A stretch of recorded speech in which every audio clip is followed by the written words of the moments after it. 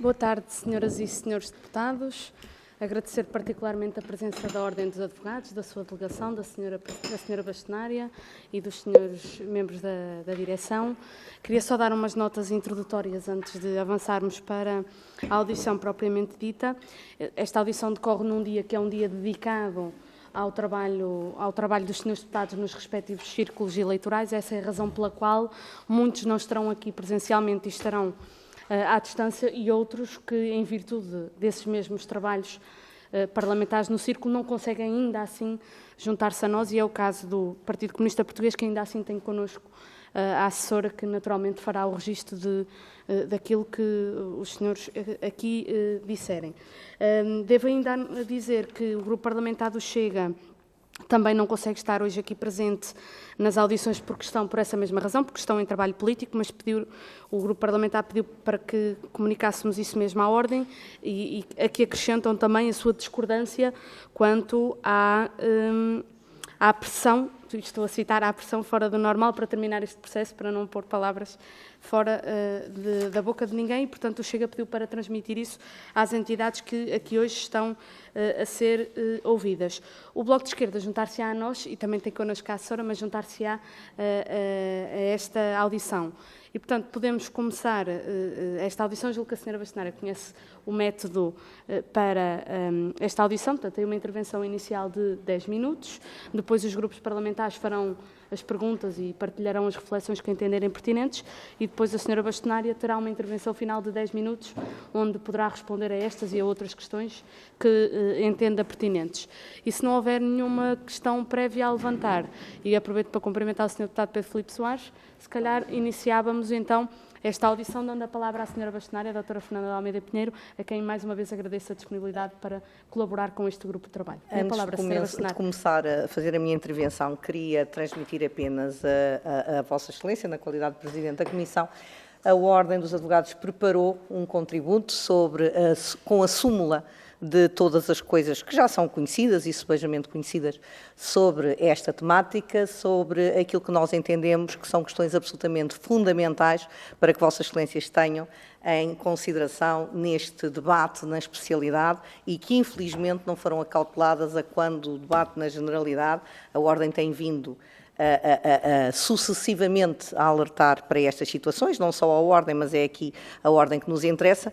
Dizer também a Vossa Excelência que eu agradeço muito a oportunidade que nos foi dada de podermos vir aqui um dia mais cedo, porque, de facto, eu vou ter que concordar com o Sr. Deputado do Chega, não compreende esta pressão que está a ser feita sobre o processo legislativo, e ainda mais emanada do Governo, quando quem legisla é a Assembleia da República. Não percebo esta pressão. De facto, os meus serviços entraram em contacto com os serviços desta Comissão, pedindo para que não fossem marcadas as audições, que não fosse marcada a audição da Ordem entre o dia 3 e o dia 6 de outubro, porque eu estaria fora do país, e eis quando se não é precisamente no dia 3 de outubro que é marcada essa audição, e ainda foi dito à minha funcionária que eu mandasse cá alguém para fazer a exposição da Ordem, porque não estava presente. Eu penso que isto não são formas de trabalhar em democracia, não é? As instituições são fundamentais ao processo democrático, e esta casa é fundamental no processo democrático, porque, de facto, foi graças à Ordem dos Advogados também e ao labor e trabalho de muitos advogados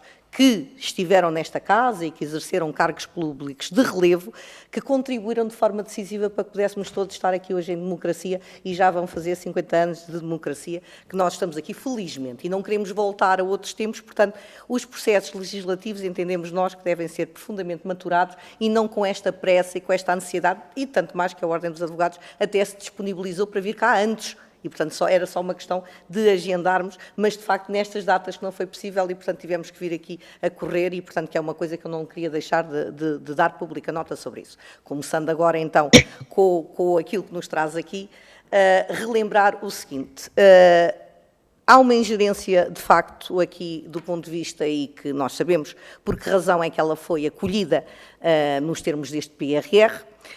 Relembrar aos senhores deputados e às senhoras deputadas que não existe nenhum órgão de supervisão em nenhuma ordem profissional de advogados na Europa inteira, e, portanto, isso inclui alguns regimes que são ligeiramente estranhos à democracia, não é? E, portanto, não se compreende, e nós não entendemos bem a necessidade que existe de criação deste órgão de supervisão, tanto mais que a Ordem dos Advogados, e convém sempre não esquecer, sempre foi supervisionada ao longo dos seus quase 100 anos de existência por parte de um órgão de soberania denominado tribunais.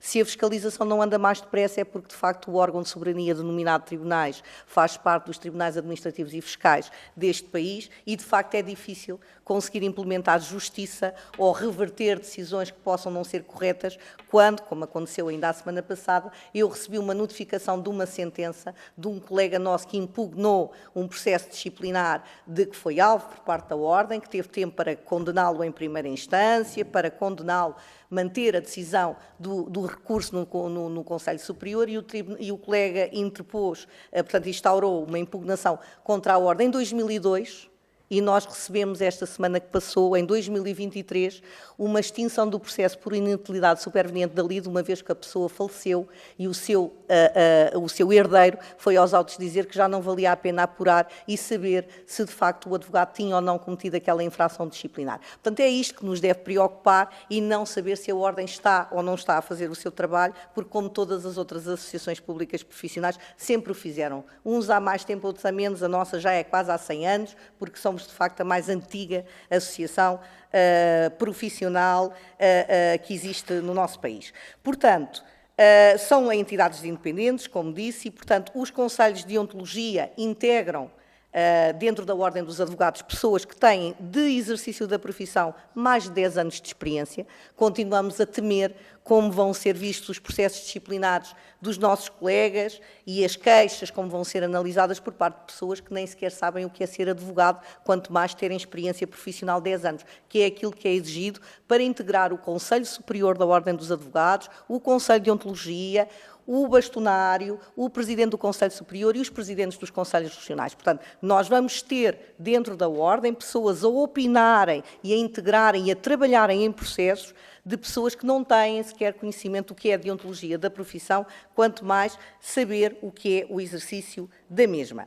Depois, falar também num provedor dos beneficiários de serviços, tanto quando nos é dado a entender, para além de todos os órgãos da Ordem, com exceção do bastonário e da senhora revisora ou do senhor revisor oficial de contas que integra o Conselho Fiscal, todos os cargos são exercidos graciosamente. Portanto, estas alterações vão impor naturalmente uma enorme pressão sobre o orçamento da Ordem dos Advogados, que não sabe ainda em que termos é que isto vai ser e vai funcionar. A Ordem, por exemplo, propôs que neste órgão de supervisão, que é uma criação da LAP, fizessem parte 5 membros e o Governo continua a entender que devem fazer parte 15 membros. Portanto, todas as despesas administrativas, de logística, de deslocação destas pessoas para poderem exercer as suas atribuições estatutárias vão naturalmente estar sob encargo dos advogados e da advocacia portuguesa, o que não nos parece minimamente cordial. O mesmo se diga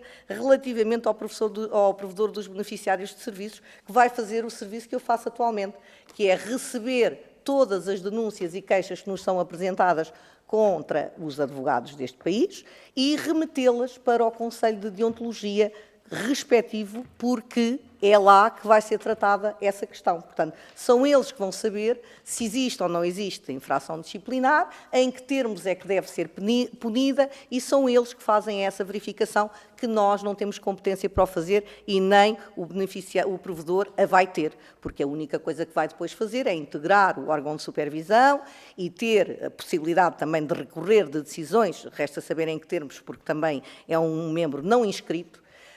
E, portanto, pasma-se esta solução, fico perplexa com esta solução legislativa, mas é aquilo que temos, mas não queria deixar de prestar aqui pública nota disso, que não faz nenhum sentido estar a remunerar alguém cujo trabalho vai ser este. Portanto, em 5 minutos, responder, que é aquilo que eu faço às pessoas, olha, a sua queixa foi aqui recebida, vai reencaminhada para o Conselho de Deontologia, que é o órgão competente, e depois remeter para o Conselho de Deontologia a queixa que é apresentada. Nem vejo de quem é, para quem vai, a única coisa que os serviços fazem é verificar se é advogado, se tem inscrição ativa e, se assim é, vai remetido ao órgão competente. Sobre o estágio traz-nos aqui sempre grandes perplexidades e eu não queria deixar de referir aqui 2 ou 3. Em primeiro lugar, é dizer que a Ordem dos Advogados nada tem contra a remuneração dos estagiários e tem vindo a dizer isso mesmo desde sempre. O que a Ordem dos Advogados sabe, porque conhece muito bem a profissão, é que, ao contrário daquilo que é um mito urbano neste país, a esmagadora maioria dos advogados, cerca de 85% deles, exercem prática individual. E, portanto, são trabalhadores liberais e independentes.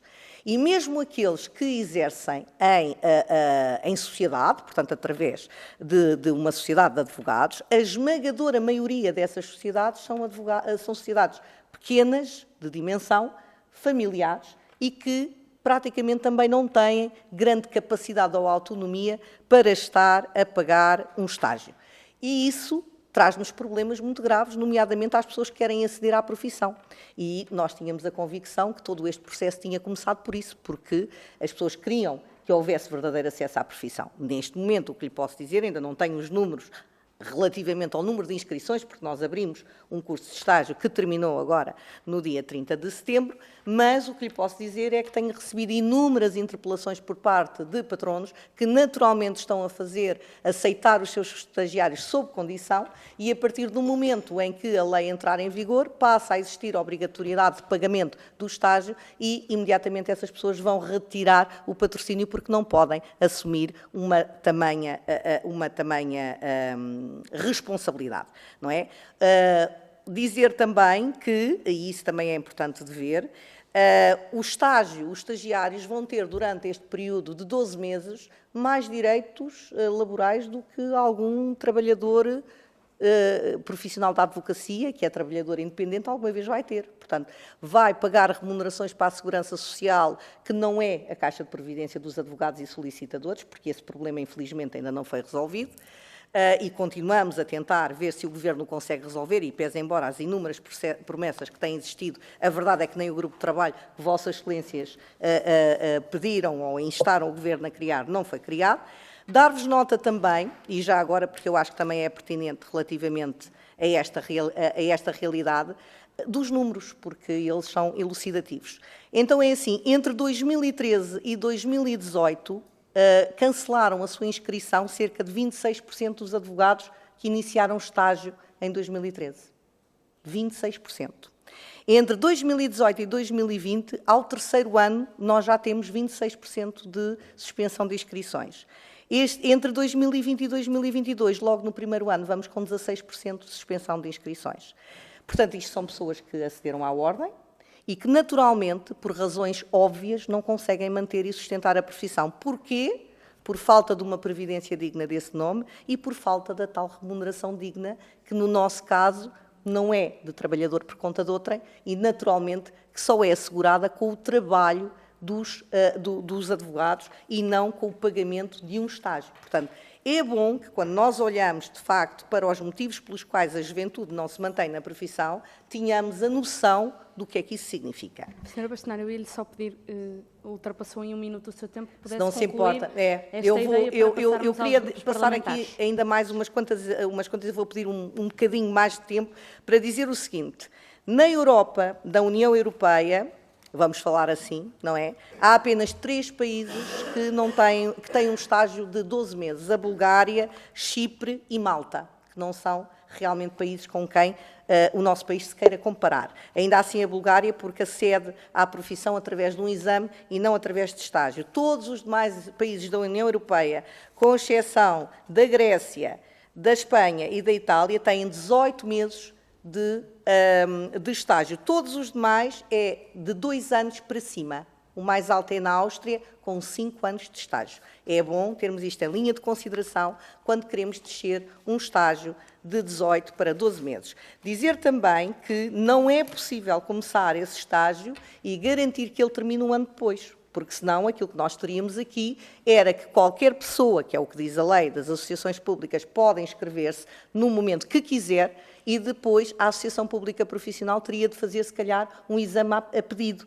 E, portanto, tinha que fazer exames todos os dias, porque se terminamos um ano depois, é evidente que as pessoas têm que ser examinadas nesse ano, que é o que prevê a lei. E, portanto, é importante que tenhamos a noção de que isto não pode ser assim.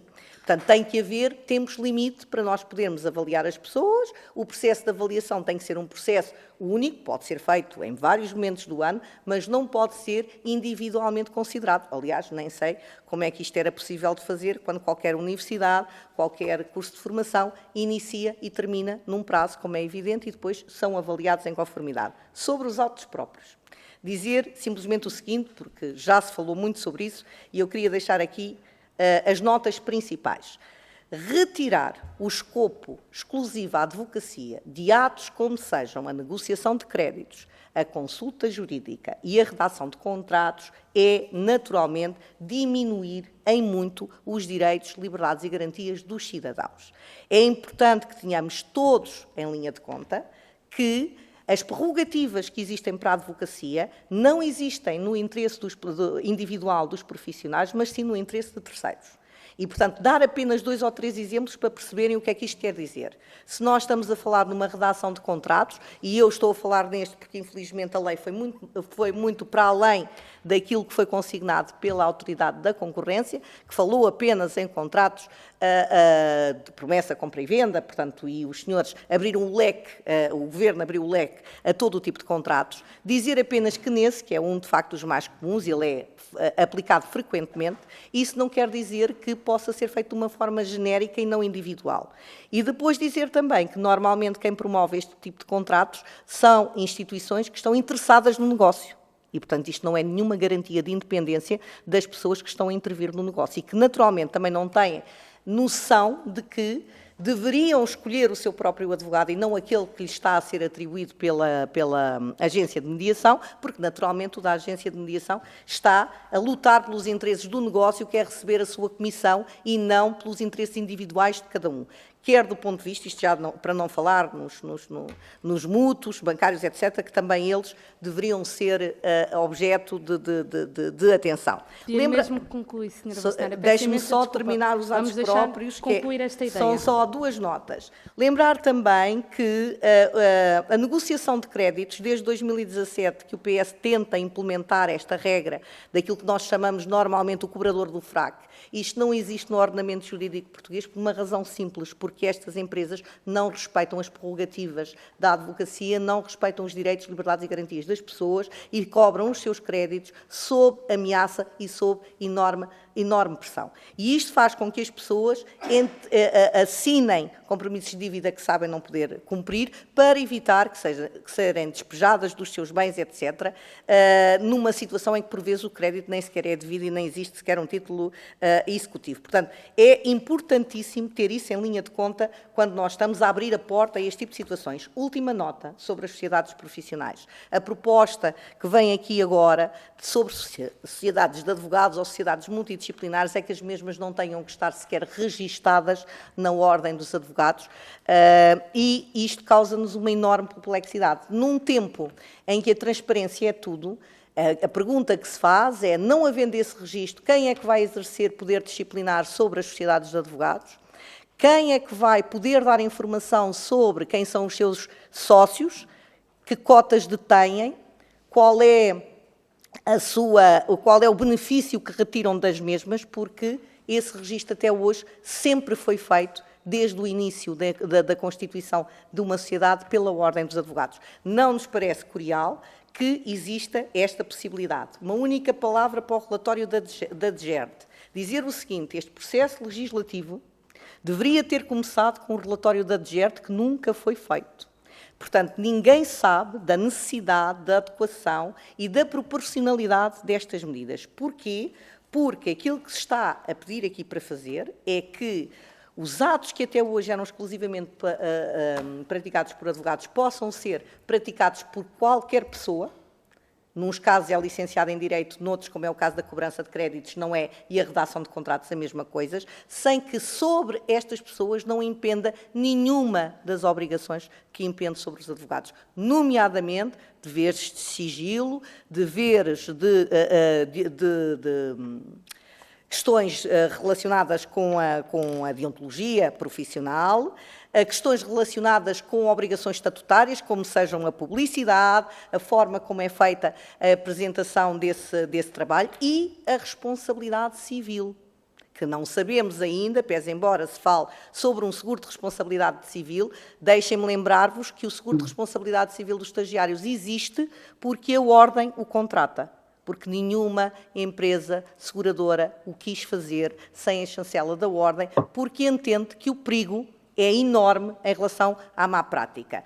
Só, eu sei que estou a exceder-me, tem mesmo que concluir. Mas só para lhe dizer ainda o seguinte... tem uma intervenção final de 10 minutos. Muito bem, então eu, na extensão final dos 10 minutos, que também é pouco, não acho curial, 20 minutos para ouvir uma ordem sobre estas matérias tão importantes como são o seu estatuto e como é aquilo que é a regulação de uma profissão que alberga 35.500 advogados, não me parece que seja correto, mas isso, pronto, é também uma opinião. O tempo é um recurso limitado, É portanto verdade, nós tentamos verdade. utilizá-lo da melhor forma possível e é isso que temos feito neste grupo de trabalho. Queria só dar uma nota a propósito da consideração que fez inicial sobre a marcação desta audição. Nós, de facto, tivemos aqui uma recalendarização dos nossos trabalhos e essa foi a razão pela qual os serviços contactaram a Ordem dos Advogados para a possibilidade de uma data, ainda que com pouca antecedência, uma data que pudesse merecer, no fundo, a vossa concordância.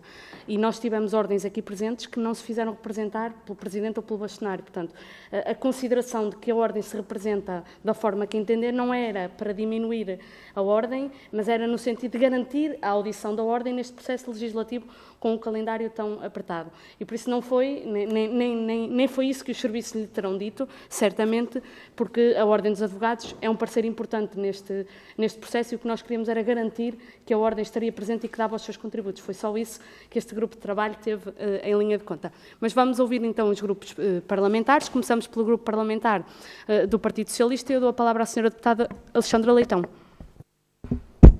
Muito obrigada, Sra. Deputada Coordenadora. Muito boa tarde, Sra. Bastonária. Antes de mais, agradecer-lhe naturalmente a presença e sobretudo nas contingências de agenda que sabemos e, portanto, duplamente agradecendo a disponibilidade para vir a esta audiência, que obviamente é muitíssimo útil, atendendo à complexidade das matérias que estão aqui em causa.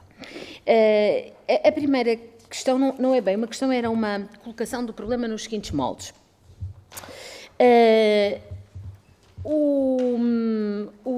Como sabemos, há alguma parte das questões que estão aqui em causa e que, aliás, foram também suscitadas pela Sra. Bastonária, sobretudo as que têm a ver com questões, chamemos de mais orgânicas ou estatutárias, de certa forma foram, enfim, discussões no bom sentido, debates que nós já tivemos a propósito da alteração à Lei Quadro, entretanto já aprovada, promulgada e publicada na Lei 12 de 2023.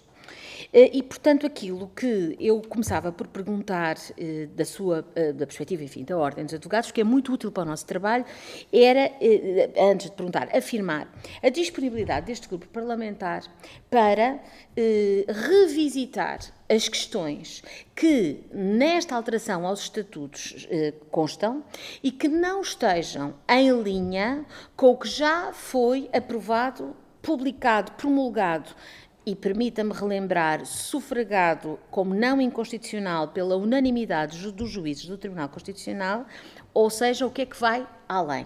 Temos total abertura, reitero, para tudo aquilo que constar nessa perspectiva mais orgânica e estatutária destes estatutos e que não esteja em linha com a matéria que mereceu, enfim, uma declaração unânime de não inconstitucionalidade pelo Tribunal Constitucional, já, com essa Lei Quadro. E isso tem claramente, e frontalmente digo, total abertura da nossa parte. Por exemplo, se nós encontrarmos no elenco dos poderes do Conselho de Supervisão alguma coisa que exceda aquilo que são as competências do Conselho de Supervisão, tal como estão genericamente constantes da Lei Quadro, tem da parte deste grupo parlamentar toda a abertura para essa correção.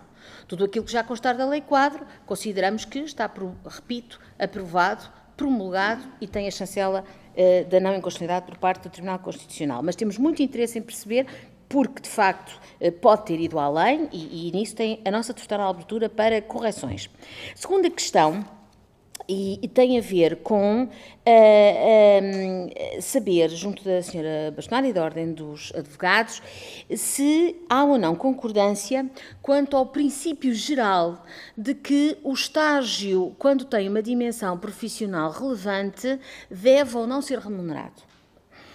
Porque, na verdade, é disso que estamos aqui a falar, é de saber se temos essa concordância de princípio, porque depois, naturalmente, inclusivamente até com outras intervenções, é saber se podemos avançar nesse sentido. Mas, portanto, pergunto-lhe, enfim, se é a posição da Sra. Bastonária e da Ordem dos Advogados, uma concordância de princípio quanto a esta matéria. Tal como pergunto também se existe ou não da parte da Ordem dos Advogados uma concordância de princípio quanto à questão de que o estágio da Ordem dos Advogados não deve lecionar e avaliar, sobretudo avaliar, não deve lecionar nem avaliar aspectos que tenham sido lecionados e devidamente avaliados por faculdades de Direito que tenham sido devidamente credenciadas pela A3ES. Pergunto como princípio. Bem sei, Sra. Bastonária, que destrinçar o que é matéria curricular de curso de licenciatura e o que é matéria, enfim, de estágio nem sempre é fácil, por isso lhe faço a pergunta no plano do princípio, se concorda ou não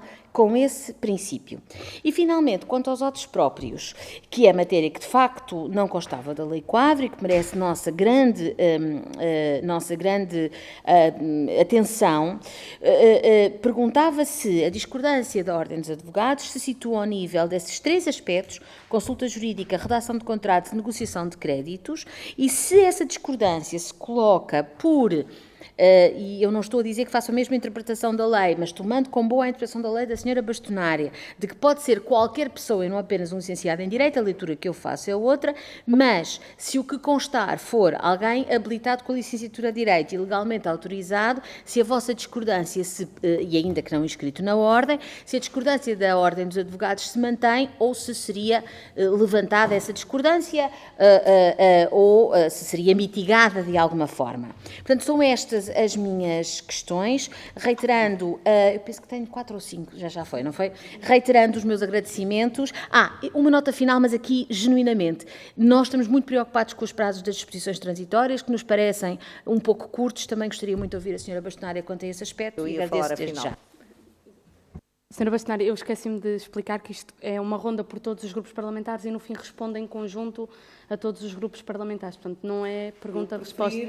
Pois, mas esta é a metodologia desta audição e de todas as outras. Vamos, é a vez do grupo parlamentar do PSD. Não, mas não é isso, é que depois... Tenho que pedir-lhe que registasse as questões. Não é isso, mas... É a vez do grupo parlamentar do PSD e eu cumprimento à distância a senhora deputada Mónica Quintela, a quem agradeço também a disponibilidade de se associar ao grupo de trabalho e por isso, senhora deputada, dou-lhe a palavra.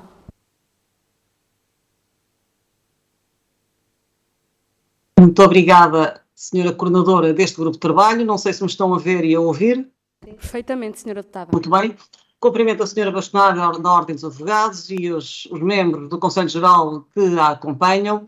E fica uma primeira nota para concordar com o que a senhora Bastonária disse relativamente à questão da tramitação dos trabalhos neste grupo de trabalho e que mereceram a discordância do grupo parlamentar do PSD. Designadamente, nós soubemos na semana passada que o processo legislativo teria que ser concluído com uma celeridade que não se compadece, inclusive com a audição de entidades que consideramos fundamentais, como a Senhora Provedora de Justiça, o Conselho Económico ou Social, que não vão ter a possibilidade de ser ouvidos presencialmente, mas apenas por escrito, e fica também a nota de que será muito difícil alguém em escassos dias, 3, 4 dias, poder pronunciar sobre uma PPL desta dimensão, portanto, e sem que se possa fazer as perguntas concretas sobre cada uma das questões a que queríamos ouvir estas entidades. Também a forma como as ordens estão a ser convocadas e ouvidas aceleradamente também merece a nossa discordância.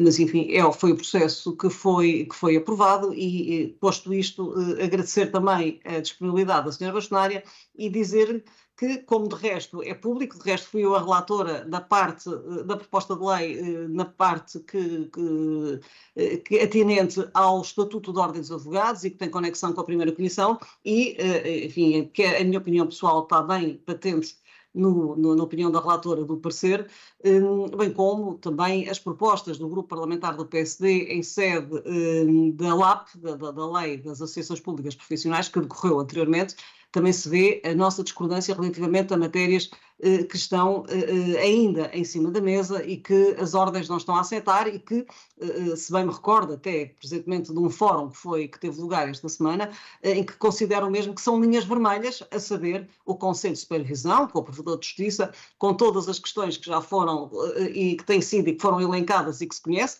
com membros, um conselho composto por 15 membros, apenas 6 advogados, agora no que concerne à Ordem dos Advogados, em que o seu presidente não pode ser advogado e que não conhecem, não têm nenhum conhecimento sobre a prática do exercício da advocacia. Membros esses e respectivo staff que irão ser pagos com as cotas das ordens dos advogados, portanto, com toda uma logística e uma dinâmica que não se compadece com o atual exercício do trabalho na Ordem dos Advogados, que é pro bono e que é feito com muito esforço por muitos advogados. Também a questão do Provedor de Justiça também tem sido considerada uma linha vermelha, mas no caso concreto o Provedor de Justiça também será obrigatoriamente remunerado e vai exercer uma atribuição que foi uma das alterações que se conseguiu, das poucas alterações, que continua a ser a atribuição, um dos principais escopos das associações públicas profissionais, que é a defesa do interesse público. Portanto, vamos ter um provedor do cliente que, enfim, não se chama cliente, tem um nome mais pomposo, que é dos destinatários dos serviços, mas que efetivamente o que vai fazer vai ser remunerado para fazer aquela que é a atribuição da Ordem dos Advogados e que por isso é que ela existe, é esse o seu escopo, que é a defesa do interesse público e não a defesa dos seus associados. Eu reitero isso porque isso é muito importante. Não é a Ordem e as ordens não são um sindicato, com todas as diferenças que um sindicato tem para uma associação pública, as ordens defendem o interesse público e prosseguem o interesse público. E por isso também discordamos em absoluto a questão dos atos próprios que aparecem agora, é que se não houve nesta proposta de lei, em que, designadamente no aditamento aos artigos 1A, 1B, 1A, 1B e 1C, e também o que eu tinha referido anteriormente, a questão, o 47A e o 47B e C, da questão do Conselho de Supervisão. Portanto, vamos ter uma ordem que vai ser um simulacro de independência e do exercício dos seus poderes, porque efetivamente quem vai mandar vai ser o Conselho de Supervisão. O bastonário o órgão bastonário vai ficar absolutamente desprovido e despejado dos seus poderes, bem como os conselhos de deontologia e o Conselho Superior, que exerce disciplinarmente em termos de órgão superior, em que conhece da disciplina dos advogados. Por isso, vamos ter um Conselho que, não obstante transitar da LAP, continua a colocar uma mordaça e uma amarra nas ordens profissionais. A advocacia foi sempre uma atividade absolutamente livre e tem que ser uma atividade livre e independente. Só sendo uma atividade livre e independente pode prosseguir o interesse público, o fim público da defesa dos cidadãos e do Estado de Direito Democrático, que é a principal atribuição da Ordem dos Advogados, e por isso tudo que colide com tudo que possa beliscar a independência ou a liberdade do advogado tem o mais veemente repúdio por parte do grupo parlamentar do PSD, porque efetivamente os advogados devem ser livres e independentes. Senhora Deputada, eu pedia que pudesse concluir a sua intervenção, já ultrapassou em 42 segundos, mas pedia-lhe que pudesse concluir a intervenção. Vamos ouvi-la. Muito bem, irei concluir, Senhora Coordenadora. Portanto, vemos com muita apreensão a questão dos atos próprios e exercer por quem não tem a capacidade técnico-científica para o exercício de uma profissão, e isso preocupa muito, bem como as questões que também aqui já foram elencadas e que, resumidamente, é a mordaça, repito e reitero, é a mordaça que se quer pôr sobre as ordens públicas, designadamente sobre a Ordem dos Advogados, que é um baluarte da defesa dos direitos, liberdades e garantias, a mordaça com o Conselho de Supervisão, o estrafeganço económico que também se quer pôr com tudo o que este órgão vai importar, o provedor dos destinatários, mas a cereja em cima do bolo, ou seja, aquilo que é absolutamente também inadmissível é a questão dos atos próprios serem entregues a quem não tem a competência e a capacidade para o exercício da advocacia, com gravíssimo prejuízo do interesse público, reitera-se, do interesse público, e por isso é que o legislador constituinte previu expressamente entre as normas na Constituição da República o exercício da advocacia não é para defesa dos interesses dos advogados, é para defesa do interesse público e do interesse dos cidadãos. Estas apreensões são reais, têm sido alertadas não só cá, mas como também lá fora, portanto, tem sido na União Europeia, tem-se já transmitido estas apreensões e consideramos que o interesse público não podia ter sido levianamente sido transacionado num pacote do PRR, ainda por cima sendo o processo legislativo da forma que o foi. Muito obrigada, Sra. Coordenadora. Muito obrigada, Sra. Deputada. É a vez de ouvirmos o Grupo Parlamentar do Bloco de Esquerda e dou a palavra ao Sr. Deputado Pedro Filipe Soares. Muito obrigado, Sra. Coordenadora. Cumprimento a Sra. Bastonária da Ordem dos Advogados, os Srs. Membros do Conselho Geral e, indiretamente ao assunto, até porque agradecer a sua intervenção inicial, a Sra. Bastonária já arrumou os diversos assuntos de uma forma sequencial e, creio eu, hierarquicamente relevante para a análise deste grupo de trabalho e para a avaliação do processo legislativo em curso. Queria dar notas da parte do Bloco de Esquerda ao que nos parece ser, em primeiro lugar, uma ameaça sobre o desempenho da atividade de advocacia e, em consequência disso, e a par disso, uma ameaça também perante a salvaguarda de direitos, liberdades e garantias, que é, de facto, a alteração dos atos próprios. A deputada Mónica Quintela referiu muito a vertente na salvaguarda até mais do preceito da parte dos advogados e das advogadas. Eu queria colocar esta questão na vertente da salvaguarda do espaço da democracia e de direitos, liberdades e garantias, pela via não apenas do acesso e da inscrição na ordem para a realização destes atos próprios, mas pela inexistência dessa inscrição na ordem, de uma inexistência também de uma fiscalização da deontologia desses atos. E isso... há uma vertente, necessariamente, de vinculação à ordem, que à ordem diz respeito e é na relação com a ordem que está relacionada.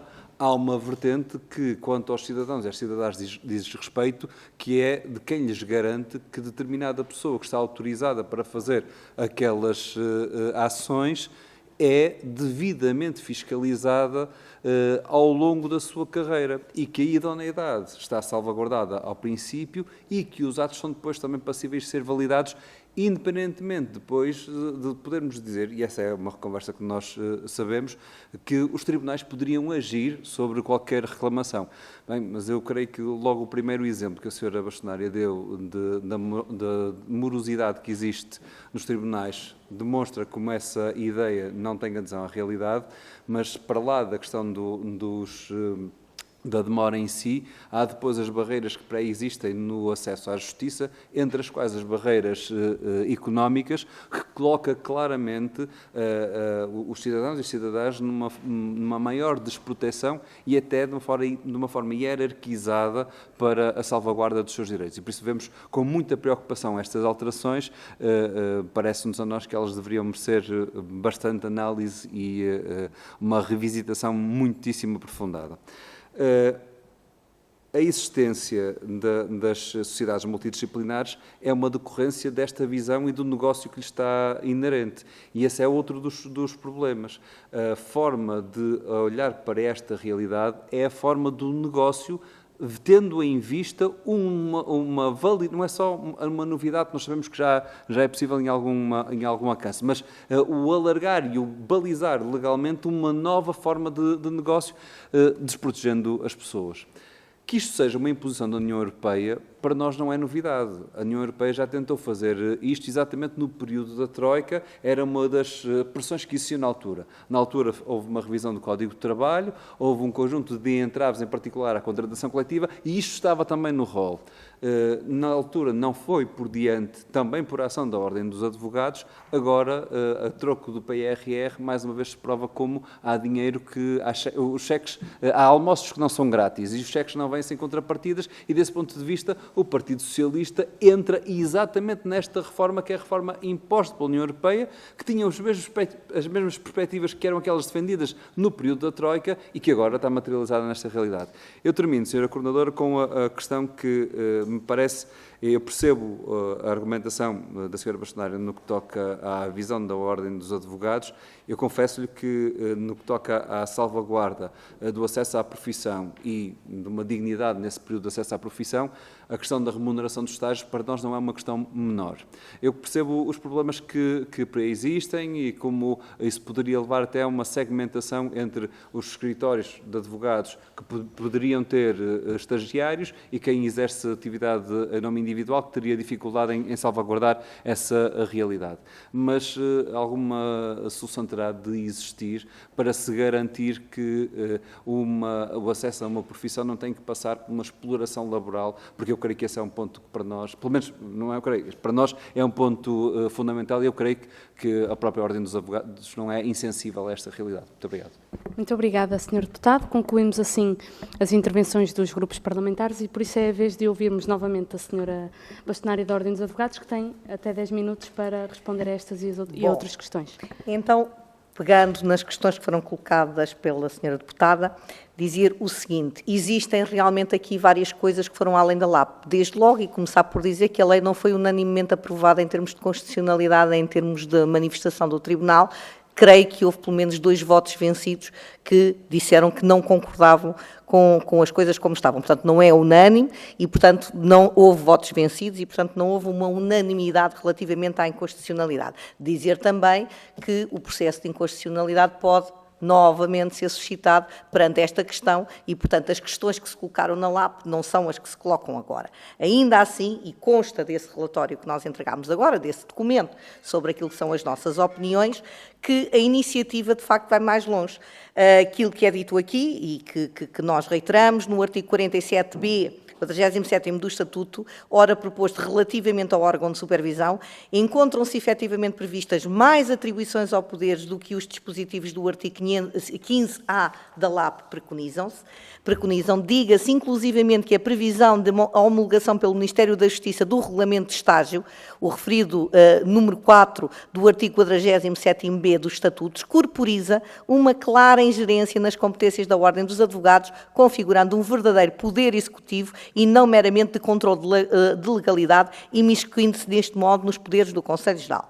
Daqui ressalta, como é evidente, que a pretensão é reforçar a possibilidade de controle externo sobre a Ordem, através deste novo órgão, abrindo a porta a comissários políticos, por muito que se lhes queiram atribuir diferentes designações e que o queiram negar. A este propósito, atende-se a redação proposta no artigo 9º, número 4 do Estatuto, na qual se pretende colocar o Presidente do órgão de supervisão, um não inscrito nessa Ordem, e isso já foi referido também muito bem pela Sra. Deputada, numa posição protocolar acima dos membros inscritos nessa Ordem. Também a questão dos estágios, não é? Ao contrário do que a própria Lei das Associações Públicas Profissionais, doravante designada LAP, dizemos aqui previa 18 meses, propõe agora ao Governo que o estágio da advocacia tenha duração de 12 meses. Isto, aliás, foi uma coisa que muito nos chocou, porque sempre os membros do Governo que estiveram a falar connosco, nas 2 poucas reuniões que houve, nos disseram que isto não era uma questão e, portanto, aqui volta.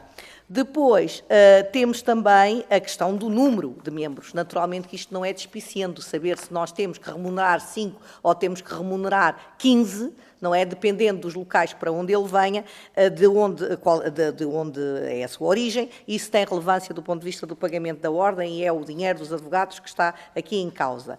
Dizer também que...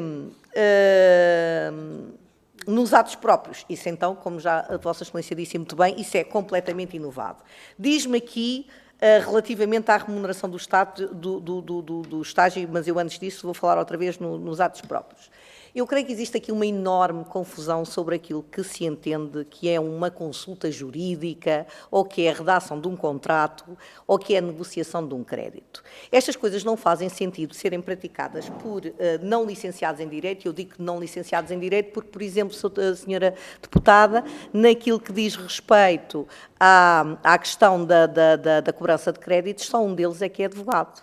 Como é que esse advogado que está nessa empresa, que é cobradora de créditos, vai conseguir impor, vai saber como é que vai impor um código de conduta e já agora que consequências é que esse código de conduta tem quando não é cumprido? Quando, por exemplo, nós temos funcionários da empresa que telefonam de manhã à noite a um determinado devedor, que vão à porta do seu emprego fazer alarde da sua dívida e que incomodam familiares e amigos e vizinhos com esta realidade. Isto é uma violação clara dos direitos, liberdades e garantias dos cidadãos e, se for praticada por um advogado, naturalmente que terá consequências se houver uma denúncia desta situação. Se for praticada por não membros, naturalmente que a Ordem não se pode pronunciar, pese embora o cidadão possa até ir a tribunal com os tais anos que nós temos para decidir essa questão, se é crime, se não é crime, etc. Demorará o seu tempo. Em média, aqui em Lisboa, por exemplo, um processo de investigação simples pode demorar 2, 3 anos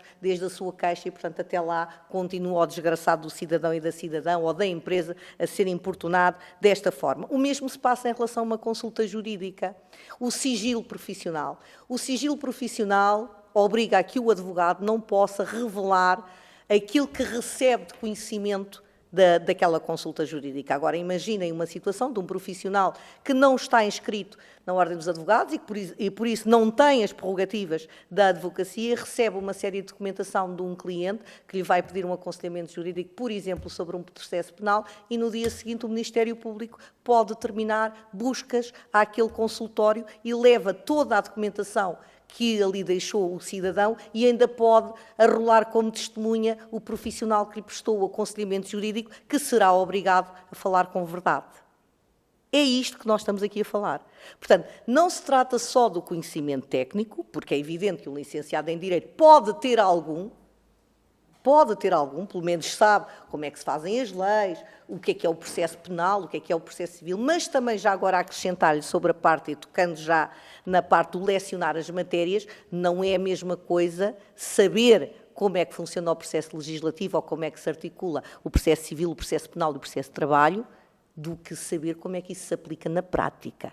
Não é? São duas coisas completamente diferentes. Aliás, isto é um erro que se incorre frequentemente, não é? Portanto, muitas vezes nós temos até pessoas que são magistrados e que depois, quando vêm para a advocacia, têm uma dificuldade imensa em cumprir com a sua função de advogados, por uma questão simples, é que eles estão a defender os interesses de uma parte.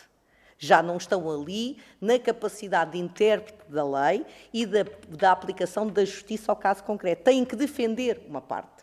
E, portanto, isso faz toda a diferença. Portanto, ou seja, aquilo que é ministrado no estágio pode parecer que são as mesmas matérias da faculdade, mas não são. Aquilo que o advogado, a doutora, garante-lhe que não são. E tanto assim é que muitas vezes chumbam num estágio e passam na universidade, porque não é a mesma coisa. Saber fazer um requerimento de abertura de instrução, saber carrear para os autos a prova concreta, saber lidar onde vai instaurar uma ação, qual é o tribunal correto que tem para instaurar uma ação. Doutora, olhe, se eu lhe disser e se eu lhe falar sobre os casos imensos que às vezes nos aparecem de pessoas que não têm ideia nenhuma do que é que estão a dizer, precisamente porque não conhecem a prática. Num processo de trabalho sabe perfeitamente, por exemplo, que eu posso escolher 3 tribunais em alternativa para instaurar uma ação e devo escolher aquela que melhor interessa ao meu cliente. Portanto, dizer só isto, não tem garantias de sigilo, não tem garantias de conhecimento técnico-jurídico para poder fazer esse trabalho. E, aliás, isto vem de encontrar aquilo que é prática na União Europeia. O senhor deputado até disse ali há pouco que isto é uma imposição da União Europeia. Eu fico pasmada, porque deve ser o único país da Europa que tem um Conselho de Supervisão e deve ter sido o único país da Europa em que a Europa está preocupada com o caso português, quando temos exatamente ao contrário em todos os outros países. Na Áustria, já vos disse aqui, que o estágio tem 5 anos. São 6.000 advogados, com uma população idêntica a Portugal. Nós temos 35.500. Portanto, não consigo alcançar bem em que medida é que a Europa está preocupada com Portugal neste sentido.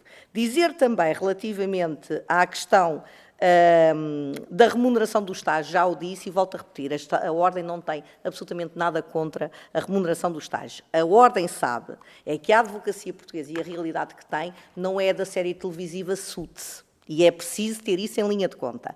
É evidente que isto consegue contornar-se de uma maneira simples. A criação de um estágio remunerado, da mesma forma que é feito em empresas privadas que visam o lucro por parte do Instituto de Emprego e de Formação Profissional. Portanto, se nós criarmos um mecanismo que permita que a pessoa que quer ministrar o estágio, que quer patrocinar o tirocínio ao colega, possa recorrer àquela verba para lhe poder pagar, muito bem, caso contrário, é evidente que eu não posso impor de maneira nenhuma a uma pessoa que não tem capacidade financeira nem para pagar as suas próprias despesas, que esteja a pagar a um estágio remunerado de férias, que não tem, subsídio de férias, que também não tem, subsídio de refeição, que também não tem, seguro de acidentes de trabalho, que tem o próprio que pagar. Portanto, esta preocupação que eu acho que é absolutamente legítima tem que existir para além disto. Ou seja, quando o estagiário termina o estágio e entra na profissão, porque nada disso existe. Nem quando está a trabalhar por conta de outrem, como eu acredito ser o caso de muitos dos advogados que prestam os seus serviços ao abrigo de uma denominada independência, quando na realidade são trabalhadores por conta de outrem e não têm nenhuma destas coisas asseguradas. E, aliás, nem sei em que termos é que isso vai ser verificado. Portanto, respondendo às suas questões, a LAP vai além das matérias, está ali dito. A remuneração do estágio não temos nada contra, desde que sejam criados mecanismos a que possam recorrer os senhores advogados ou as sociedades de advogados que não os possam pagar, ou mesmo que os possam pagar, querer ir ali, se o Estado suporta a empresas privadas que visam o lucro para ajudar os seus estagiários a integrarem-se no mercado de trabalho, não vejo nenhuma razão, não encontro nenhuma para que não o deva fazer por obrigação, até porque já os faz como os médicos, vai passar a fazer com os enfermeiros e com todas as outras profissões que têm interesse público e é o Estado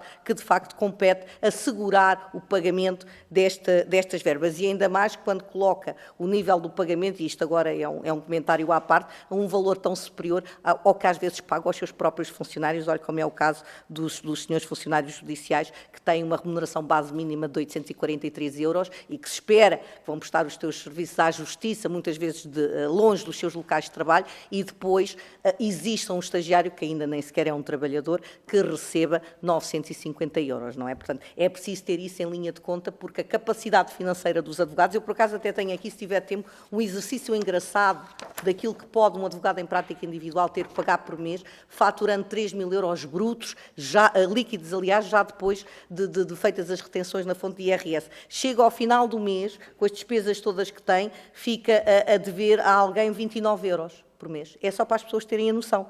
Como é que nós podemos, porque esta ideia, e eu volto a dizer, de que a faturação dos milhares e milhares de euros que se apresentam muitas vezes na comunicação social por parte das sociedades de advogados, é preciso não esquecer que as sociedades de advogados representam cerca de 5.000 advogados, num universo de 3.500, e que não são nem pouco mais ou menos a realidade do nosso país e que não empregam sequer nem a maioria dos estagiários, nem representam sequer a maioria da advocacia, que está a cerca de 85% em prática individual. O senhor deputado falou ali no novo negócio das multidisciplinares, é verdade. E nós até tivemos esta conversa antes disso, nunca me chocou particularmente esta questão das multidisciplinares, porque elas infelizmente já existiam, só que não eram reguladas. Infelizmente, da forma como está a ser proposta a sua regulamentação, também não acresce muito àquilo que nós já dissemos, porque se é evidente que existem advogados dentro dessas sociedades, tem que ser garantido, por exemplo, não é, que não vai ficar o advogado individual que é responsável nesta multidisciplinar, encarregado da sua responsabilidade civil, que é 150.000 euros no mínimo. Porque se o negócio for de 500 milhões de euros, quem é que assume essa responsabilidade? É a sociedade? E em que termos?